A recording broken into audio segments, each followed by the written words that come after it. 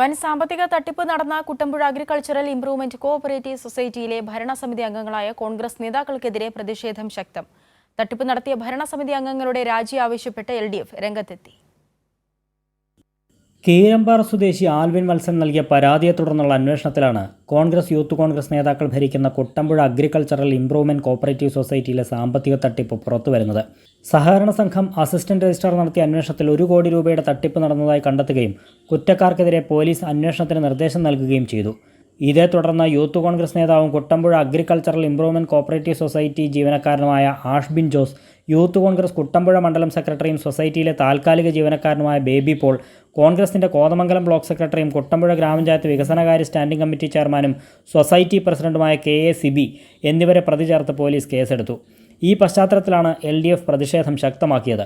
Society president KA Sibi, society board അംഗവും കോൺഗ്രസ് മണ്ഡലം പ്രസിഡന്റുമായ ജോഷി പൊട്ടക്കൽ തുടങ്ങിയവർ രാജിവെക്കണമെന്നാവശ്യപ്പെട്ട് കുട്ടമ്പുഴ പഞ്ചായത്ത് ഓഫീസിന് മുന്നിൽ സംഘടിപ്പിച്ച കൂട്ടധർണ CPIM സംസ്ഥാന കമ്മിറ്റി അംഗം S സതീഷ് ഉദ്ഘാടനം ചെയ്തു.